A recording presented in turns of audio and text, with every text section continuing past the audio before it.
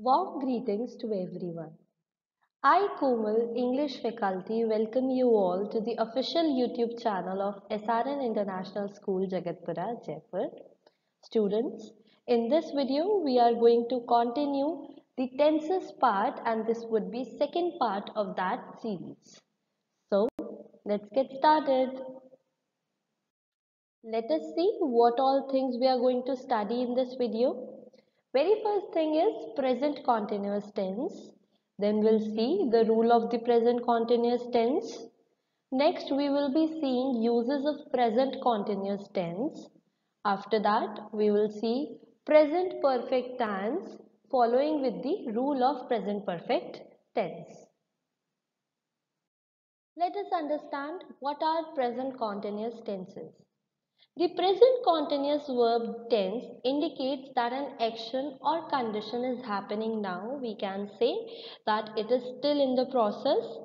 It has been in the process frequently and may continue into the future as well. So these are the present continuous tenses. Then we'll see a simple example. Aunt Christine is warming up the car while Scott looks for his new leather coat. They are eating at Scott's favorite restaurant today, Polly's Pancake Dinner. So if we can see, warming up is warming up, and another one which is are eating. They are eating. They both represent that the action is still in process and it has not been completed yet. Let's move towards next slide. Now we'll see how to form a present continuous tense sentence. What is the rule of it? As I've told you in the earlier video, what is subject? If you haven't seen that video, kindly search it in the YouTube bar and go and watch that video. Subject, then after subject we have certain helping verbs which are is, am or are. In a positive sentence we only use is, am, are, but if we want to make a negative sentence then we have to use not as well. Plus verb, ing form of verb, plus rest part of the sentence. Now we have to understand when am comes. Am only comes when the subject is I. We can simply see when the subject is I, we can use the helping verb as am, as you can see here. Now, if you are having subject which is singular in nature, then you can use is as your helping verb. If you are having, for example, subject he, she, Komal, student, anyone, boy, girl, then you can simply use is as your subject.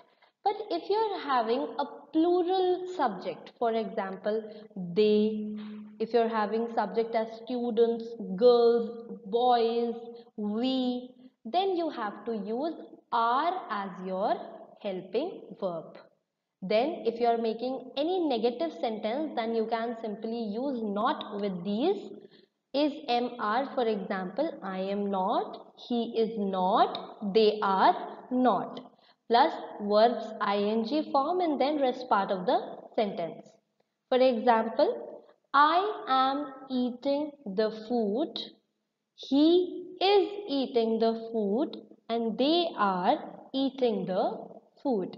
I hope you all have understood it, and we can see a simple example here, that is what are they doing. Here what is our subject? I will write S here. Are is our helping verb and they again is our subject and doing is our verb. So is it saying what are they doing? It's a continuous process and it is asking for a question as well. I hope you got a clear idea of present continuous tense rule. Now let us see how these present continuous tenses are used in a sentence. Very first is, we use the present continuous for things that are happening at the moment of speaking. They are not completed when you are speaking and they are still in the process. These things usually last for quite a short time and they are not finished when we are talking about them. For example, I am working at the moment. When you are speaking this language or this sentence, that at that point of time also you are working. That is why simple present continuous tense came in the picture. Now as we can see, he is running. He is running. So we can simply say that the sentence is related to present continuous tense.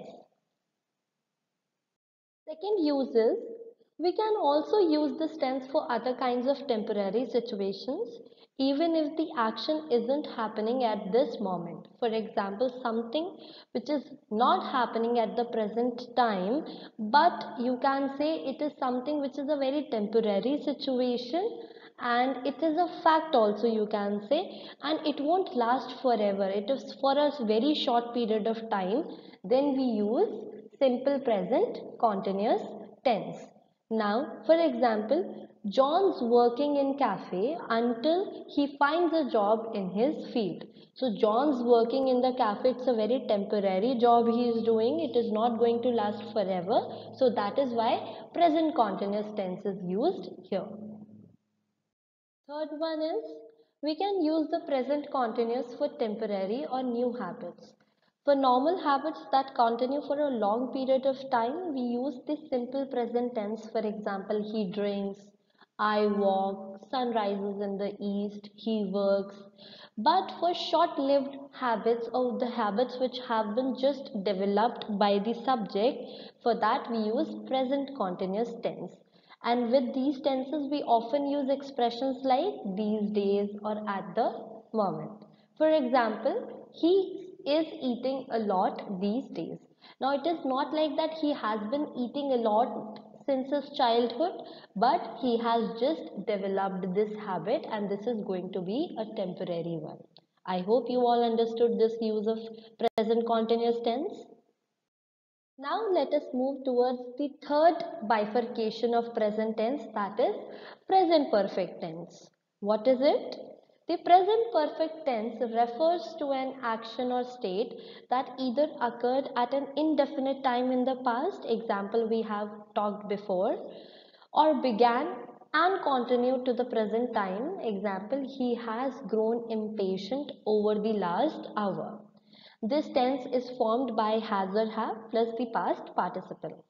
This tense basically means that the time of action is not confirmed.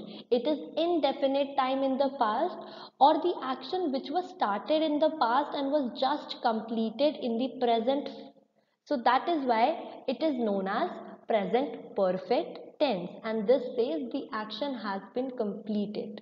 In it we get to know that the action is not in the process, or it is not a habit, not a universal fact, but the action has already been completed but in the near present. Now let us see how to form a sentence on present perfect tense. We'll see the rule. Again, the rule starts with the subject.